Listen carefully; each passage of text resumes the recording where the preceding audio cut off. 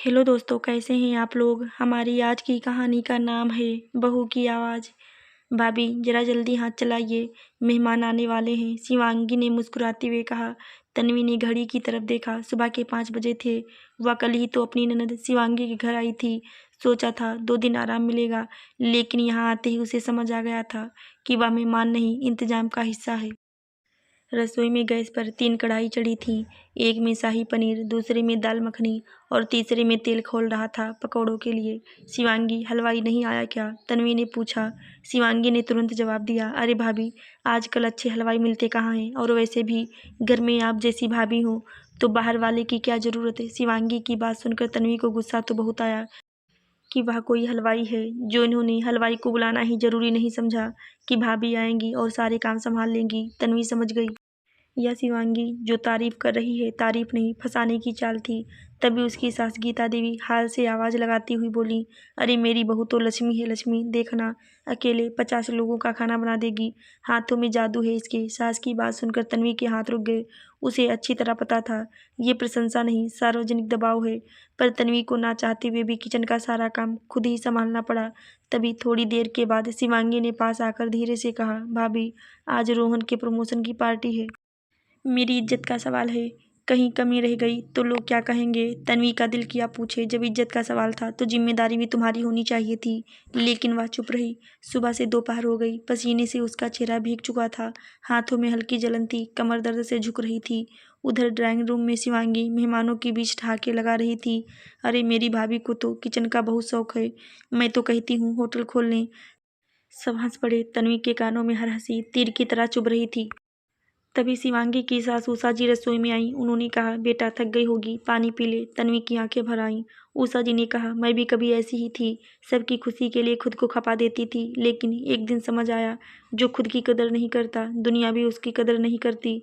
तन्वी कुछ कह पाती उससे पहले बाहर से गीता देवी की आवाज़ आई, अरे उषा जी, आप क्यों परेशान हो रही हैं? हमारी बहू को आदत है काम करने की। जब गीता जी ने ऐसा बोला तो उषा जी अब क्या ही बोल सकती थी। इसीलिए वह चुप हो गईं और चुपचाप किचन से बाहर आ गईं। और गीता जी अपनी बहू तन्वी से बोलीं, बहू, तीज की सास पर मत जा। वो चाहती हैं कि मेरी बेटी की बेइज्जती हो जाए।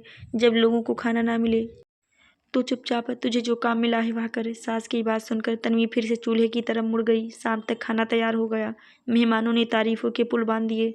वह किसने बनाया? कमाल का स्वाद है। शिवांगी ने तुरंत कहा, अरे हमारी भाभी ने, इन्हें तो बस मौका चाहिए।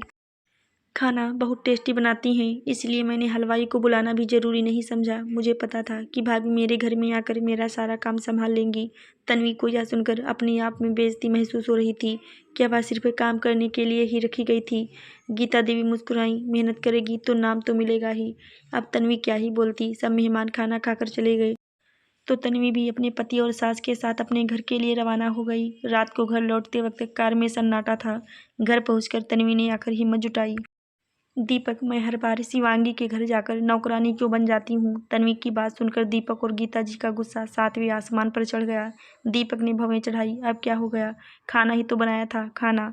तन्वी की आवाज़ कांप गई। 50 लोगों का खाना अकेले बनाना, सिर्फ खाना है तुम्हारे लिए? दीपक झल्ला उठा, ड्रामा मत करो तन्वी, हर औरत करती है, तुम कोई अलग नहीं हो। बस यही शब्द तन्वी के दिल में तीर बनकर उतर गए। अगर मैं अलग नहीं हूँ तो मार भी सबकी तरह खा लूँ। दीपक एक पल को चुप रह गया। बहू की बातें सुनकर गीता जी भी बोल पड़ी, अरे बहू, ज़्यादा जुबान मत चलाओ। घर की औरतें घर संभालती हैं, भाषण नहीं देती। मम्मी जी, घर संभालना और खुद को मिटा देना 2 अलग बातें हैं। तन्वी की बात सुनते ही गीता देवी तमतमा उठी, बहुत अकड़ आ गई है। बहू, तुम्हें मैं देख रही हूँ, जब से तुम शिवांगी के घर से आई हो तुम्हारे पंख कुछ ज़्यादा ही फड़फड़ा रही हैं। इन्हें संभाल कर रखो वरना काट दूंगी। अभी तन्वी कुछ बोल पाती उससे पहले ही दीपक ने गुस्से से उसके ऊपर हाथ उठाया, लेकिन इस बार तन्वी ने उसका हाथ पकड़ लिया। बस आज के बाद हाथ उठाने की कोशिश भी मत करना। कानून सिर्फ किताबों में नहीं होता। तन्वी का यह रूप देखकर दीपक के चेहरे का रंग उड़ गया। गीता देवी पीछे हट गई। मैं काम करूंगी क्योंकि मैं करना चाहती हूँ, मैं मदद करूंगी क्योंकि मैं रिश्ते निभाना चाहती हूँ, लेकिन मैं इस्तेमाल नहीं होऊंगी। उस रात पहली बार तन्वी ने खुद के लिए खड़े होने की हिम्मत दिखाई। उस रात के बाद घर में एक अजीब सा सन्नाटा था। दीपक देर तक जागता रहा। तन्वी खिड़की के पास बैठी थी। बाहर अंधेरा था। और अंदर सालों का जमा हुआ अंधेरा पहली बार उसे दिख रहा था। जैसे ही सुबह हुई, तन्वी रोज की तरह सबसे पहले नहीं उठी। गीता देवी की तेज आवाज पूरे घर में गूंज गई। आज सूरज पश्चिम से निकला है क्या? बहू अभी तक सो रही है? दीपक ने करवट बदली, लेकिन कुछ नहीं बोला। तन्वी ने घड़ी देखी, 7:30। वह जानबूझकर बिस्तर से उठी नहीं। दरवाजा धड़ाम से खुला। बहू, ये तेरी मायके का घर नहीं है, गीता देवी चीखी। यह नियम से चलना पड़ता है। तन्वी धीरे से उठकर बैठ गई, आंखों में नींद नहीं। मम्मी जी, आज से नियम बदलेंगे। जो काम सबका है वो सब मिलकर करेंगे। तन्वी की यह बात सुनकर गीता देवी हंस पड़ी। ओहो, कल एक बार आवाज ऊंची कर ली तो खुद को रानी समझने लगी। तन्वी ने सीधे जवाब दिया, रानी नहीं, इंसान समझने लगी हूँ। दीपक दरवाजे पर खड़ा सब सुन रहा था। गीता देवी ने दीपक पर चिल्लाते हुए बोला, देख रहा है अपनी महारानी को कैसे बड़बड़ाई जा रही है। इसको समझा दे कि मेरे आगे ज्यादा चपड़ चपड़ मत किया करे, वरना किसी दिन इस घर से बाहर पटक दूंगी। और वह खुद ही बड़बड़ाते हुए कमरे से बाहर चली गई। फिर एक दिन शिवांगी का फ़ोन आया, भैया आप लोग शाम को आ रहे हो ना, मम्मी को भी ले आना। मैंने सोचा था कि इस बार भी भाभी थोड़ा हाथ बटा देंगी, सासू माँ फिर आ रही हैं और आप तो जानते हो कितना ड्रामा करती हैं। तन्वी पास ही खड़ी थी। दीपक ने कहा, शिवांगी इस बार तन्वी नहीं आएगी, क्यों, तबीयत खराब है क्या? शिवांगी ने पूछा। तन्वी ने आगे बढ़कर फ़ोन ले लिया। नहीं दीदी, मेरी तबीयत अब ठीक हो रही है, इसलिए नहीं आऊँगी। मतलब ये कि मैं मुफ्त की मजदूरी करने नहीं आऊँगी। तन्वी का शिवांगी को ऐसा कहना गीता जी को बिल्कुल भी बर्दाश्त नहीं हुआ और वह गुस्से में चिल्लाते हुए तन्वी पर बरस पड़ी। तन्वी, यह कौन सा तरीका है अपनी ननद से बात करने का? एक ही ननद है तुम्हारी, फिर भी तुम उसे इतने नखरे दिखा रही हो। सभी भाभियां अपनी नंदे के लिए काम करती हैं, तुम कोई ज़्यादा नहीं कर रही हो जो इतना एहसान जता रही हो उस पर तन्वी ने आज अपनी सास की एक भी बात नहीं सुनी और सास की बातों को अनसुना करके तन्वी फिर अपनी ननद पर बरस पड़ी। दीदी, जिस सास की आप बुराई करती हैं वहीं आपकी रसोई अलग इसलिए चलाती हैं क्योंकि आप उन्हें समय पर खाना नहीं देती और यहाँ आकर आप मम्मी जी के साथ बैठकर मेरी मेहनत पर हंसती हैं। अब ये सब नहीं चलेगा। तन्वी की बात सुनकर शिवांगी गुस्से से बोल पड़ी, भाभी आप मेरी इज्जत उतार रही हो। इज्जत? तन्वी बोली, इज्जत तो तब उतरती है जब अपने ही घर की बहू को नौकरानी बना दिया जाए। दीपक पहली बार अपनी पत्नी को इस तरह बोलते देख रहा था। उसके चेहरे पर झुंझलाहट नहीं, सोच थी। अपनी इतनी बेइज्जती होते देख शिवांगी ने फ़ोन काट दिया। शाम को गीता देवी गुस्से में बोली, बहुत पर निकल आए हैं तेरे, बेटी है वो मेरी। तन्वी ने कहा, और मैं किसकी बेटी हूँ? गीता देवी चुप हो गई। तन्वी आगे बोली, जब आपका बेटा रसोई में मेरी मदद करता है तो आपको बुरा लगता है, लेकिन दामाद आपकी बेटी की मदद करे तो वो आदर्श बन जाता है। फर्क क्यों? दीपक ने कहा। माँ, शायद तन्वी गलत नहीं कह रही। गीता देवी ने हैरानी से बेटे को देखा। तू भी? दीपक ने सिर झुका लिया। कल रात मैंने हाथ उठाया, वो मेरी सबसे बड़ी गलती थी। तन्वी ने उसकी तरफ देखा। उसकी आंखों में पहली बार पछतावा साफ था।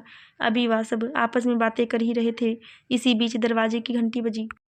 शिवांगी खड़ी थी, आंखें लाल, चेहरा गुस्से से भरा। मम्मी, आपने देखा आपकी बहू क्या बोल रही है?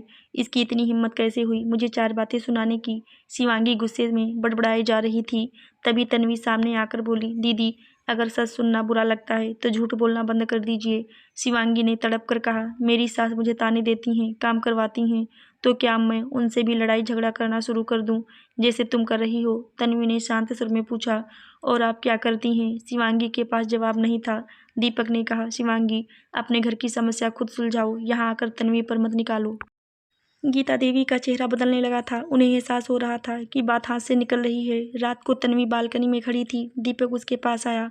मुझे माफ़ कर दो, मैंने हमेशा माँ और शिवांगी की बात सुनी, तुम्हारी नहीं। तन्वी ने जवाब दिया, माफ़ी से ज़्यादा मुझे बदलाव चाहिए। दीपक ने सिर हिलाया। कल से हम दोनों मिलकर काम करेंगे, और अगर फिर कभी हाथ उठाया, तन्वी ने सीधे पूछा। दीपक ने कहा, तो मैं खुद तुम्हें पुलिस स्टेशन छोड़ाऊंगा। तन्वी की आंखों में हल्की नमी आ गई। शायद ये पहली सच्ची बात थी जो उसने उससे सुनी थी। शिवांगी उस दिन भले ही चुपचाप लौट गई थी, लेकिन उसकी आंखों में साफ लिखा था, यह बात यहीं खत्म नहीं हुई है। 3 दिन तक घर में अजीब शांति रही। दीपक सच में बदलने की कोशिश कर रहा था। सुबह खुद चाय बना देता, कभी सब्जी काट देता। गीता देवी यह सब देखती तो उनके चेहरे पर खींच साफ दिखती। बहू ने जादू कर दिया है मेरे बेटे पर, वह बड़बड़ाती। कौन लड़का है जो अपनी पत्नी के नीचे दब जाए? पर यह पता नहीं कैसा लड़का पैदा कर दिया है मैंने, पूरा का पूरा जोरू का गुलाम बन के रह गया है बहू का। वह ऐसे ही पूरा दिन बड़बड़ाती रहती थी। तन्वी अब चुप नहीं थी, लेकिन लड़ भी नहीं रही थी। वह बस सामान्य व्यवहार कर रही थी। चौथे दिन दोपहर में अचानक दरवाजे पर तेज दस्तक हुई। तन्वी ने दरवाज़ा खोला। सामने शिवांगी थी और उसके साथ उसकी सास उषा जी। गीता देवी घबराकर बाहर आईं। अरे समधन जी! अचानक उषा जी का चेहरा शांत था, लेकिन आंखें बहुत कुछ कह रही थीं। सोचा आज सच सच बात हो जाए, उन्होंने कहा। शिवांगी ने तुरंत रोना शुरू कर दिया। मम्मी, आपने ही सिखाया था कि बहू को सीधा रखना पड़ता है। अब भाभी ने मेरे घर में जाकर मेरी सास के कान भर दिए। शिवांगी की ऐसी बात सुनकर तन्वी चौंक गई। मैंने तो कुछ भी नहीं कहा, उषा जी ने सीधा जवाब दिया। हाँ बेटा, शिवांगी ने घर आकर कहा कि तुमने मुझे बताया कि वो मुझे खाना नहीं देती, मुझे अलग रसोई में रहना पड़ता है, और ये भी कि मैं उससे डरती हूँ। गीता देवी ने तुरंत तन्वी की तरफ देखा यही सिखाया है इसे मायके वालों ने। तन्वी का दिल धड़कने लगा। मैंने कोई झूठ नहीं बोला, जो सुना वही कहा, लेकिन किसी के घर को तोड़ने के लिए नहीं, सच दिखाने के लिए। शिवांगी चीखी, तुम्हें क्या हक था? तन्वी ने उसकी आंखों में आंखें डालकर कहा।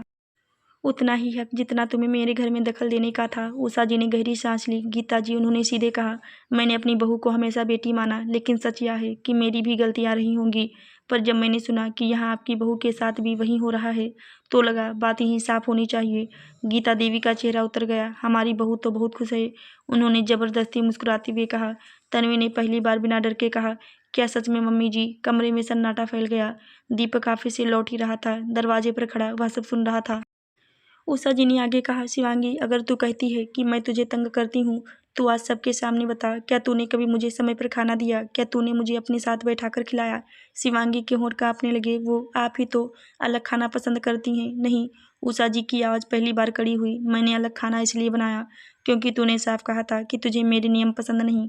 तू देर रात पार्टी करती है, बाहर का खाना खाती है, और मुझे गैस की समस्या है। मैं झगड़ा नहीं चाहती थी, इसलिए चुप रही। गीता देवी के चेहरे का रंग बदल गया। तन्वी ने धीमे से कहा, हर सास राक्षस नहीं होती और हर बहू देवी नहीं होती। दीपक अंदर आ गया। माँ, उसने साफ शब्दों में कहा, अगर शिवांगी अपनी सास के साथ गलत है तो हम उसे सही नहीं ठहरा सकते, और अगर आपने तन्वी के साथ गलत किया है तो वो भी सही नहीं है। गीता देवी को जैसे किसी ने आईना दिखा दिया। शिवांगी अचानक फूट फूट कर रोने लगी। मुझे डर लगता है कहीं अखिल मम्मी की तरफ हो गया तो। मुझे लगा अगर मैं पहले ही शिकायत कर दूंगी तो सब मेरी सुनेंगे। तन्वी की आवाज़ नरम हो गई। डर सबको लगता है दीदी, लेकिन डर के कारण किसी और पर जुल्म करना सही नहीं। उषा जी ने आगे बढ़कर शिवांगी का हाथ पकड़ा। मैं दुश्मन नहीं हूँ तुम्हारी, साथ रहना सीखना पड़ेगा। गीता देवी की आंखों में नमी आ गई। उन्होंने धीरे से कहा, शायद मैंने भी यही गलती की, बहू को अपनाने की जगह उसे दबाने की कोशिश की। सास की बात सुनकर तन्वी चुप रही। उसे माफ़ी के शब्दों से ज़्यादा बदलाव चाहिए था। दीपक ने सबके सामने कहा, आज से इस घर में कोई किसी पर हाथ नहीं उठाएगा और काम सब मिलकर करेंगे। गीता देवी ने सिर झुका लिया। तन्वी, अगर हो सके तो मुझे एक मौका दे दे। तन्वी ने गहरी सांस ली। मौका दूंगी मम्मी जी, लेकिन इस बार शर्तें बराबरी की होंगी। घर का माहौल सच में बदलने लगा था। दीपक अब खुलकर तन्वी के साथ खड़ा होता। गीता देवी कई बार खुद चाय बना लेती। शिवांगी ने भी अपनी सास के साथ बैठकर पहली बार खाना खाया। तन्वी बालकनी में खड़ी आसमान देख रही थी। उसने सोचा, आवाज़ उठाने से तूफान आता है, लेकिन कभी कभी वही तूफान घर की हवा भी साफ कर देता है। अब वह सिर्फ बहू नहीं थी, वह इस घर की बराबरी की सदस्य थी, और सबसे बड़ी बात, वह अब चुप नहीं थी। आशा करती हूँ दोस्तों आपको हमारी कहानी ज़रूर अच्छी लगी होगी। कहानी अच्छी लगी हो तो मेरे चैनल को लाइक शेयर सब्सक्राइब ज़रूर करें। फिर मिलते हैं दोस्तों अगली कहानी में। तब तक के लिए धन्यवाद।